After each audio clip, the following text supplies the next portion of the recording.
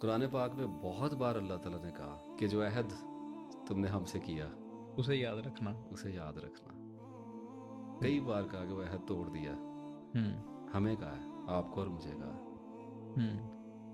ہم میں سے ہر آدمی اپنی زندگی میں کئی بار اللہ سے نماز میں رو رو کے عہد کرتا ہے، وعدہ کرتا ہے کہ اب نہیں کروں گا، اب نہیں کروں گا، ایسے ہی.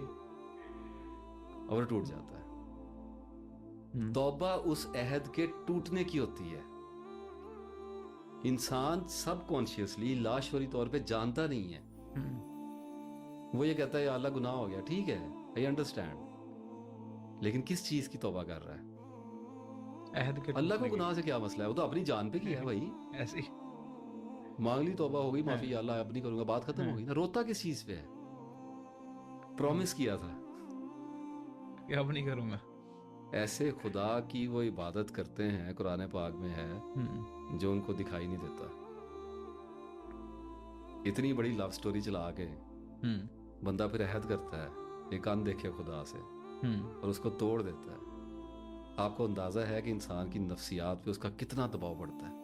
بالکل. توبہ انسان کا سروائیول ہے.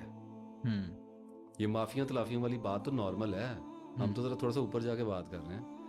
توبہ سروائیول ہے، ورنہ نفسیات ایک ایسے غار کی طرح ہو جاتی ہے کہ جس میں آپ صدیوں کے بعد کسی انسان کے پہلے انسان کی طرح داخل ہوں تو اس میں چمگادڑیں الٹی لٹکی ہوں اندھیروں میں. پھر توبہ ایسی ہوتی ہے کہ جب اس غار میں آپ کئی 100 سال بھٹکنے کے بعد اندھیروں میں ایک روشنی کی دراڑ دیکھیں اور آپ کو یہ یقین ہو کہ آپ زندہ بچ جائیں گے.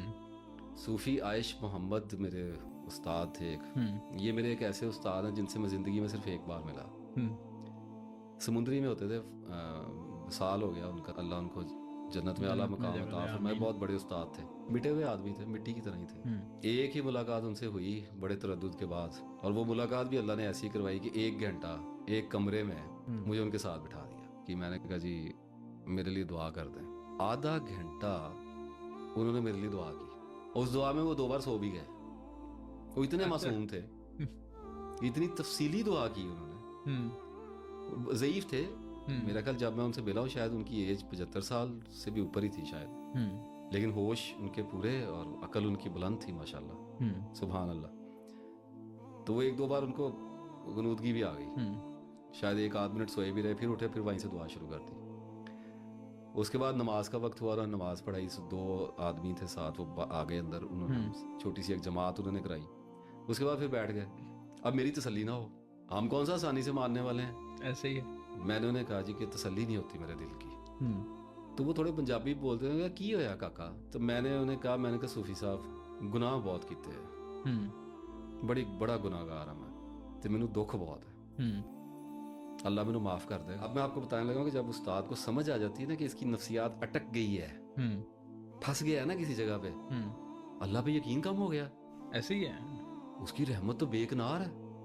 اس نے کہا مایوسی کفر ہے، لیکن انسان نادانستگی میں وہ پھنس جاتا ہے نا اس جگہ.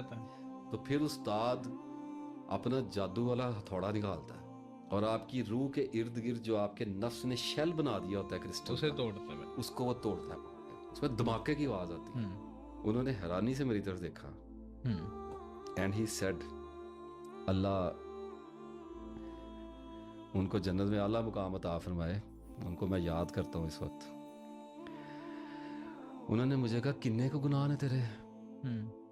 میں کہا جی بہت زیادہ. مینوں کہندے کاکا تیرے گناہ کفار مکہ تو بھی ود گئے نے. سبحان اللہ. کین یو بلیو کہ میرے اندر دھماکہ ہوا ہے اس بات سے.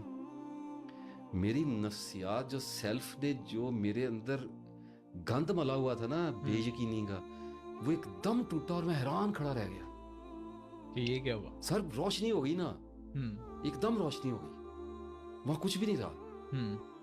اور میرے منہ سے پتہ کہ نکلا، میں نے کہا جی نہیں کفار مکہ نے کسار دیکھیں، نبی کے دشمن تھے، وہ نبی کے دشمن تھے. ایسے ہی ہے، مکہ سے نکال رہے ہیں، طائف میں پتھر مار رہے ہیں. کیا کیا نہیں کیا انہوں نے، ان کی ہدایت کے لیے آئے تھے نا. ایسے ہی ہے، کتنا ستایا، کتنے بڑے بڑے گناہ تھے ان کے.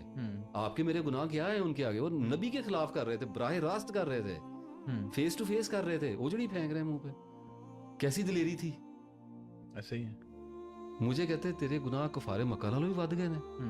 میں کہا جی نہیں اللہ معاف کرے. انہیں نہیں کہندے تے یار کاکا اللہ نے انہوں نے اللہ دے نبی نے انہوں نے معاف کرا دیتا تو تینوں کادی ٹینشن ہے, اللہ تینوں بھی معاف کر دے گا. وہ ایک موومنٹ تھی جس میں میری سائیکی میں ایک اتنا بڑا چینج آیا کہ مجھے اس وقت اندازہ ہوا کہ اللہ کسی بھی گناہ کو معاف کر سکتا ہے. بالکل ایسے ہی ہے. سبحان اللہ.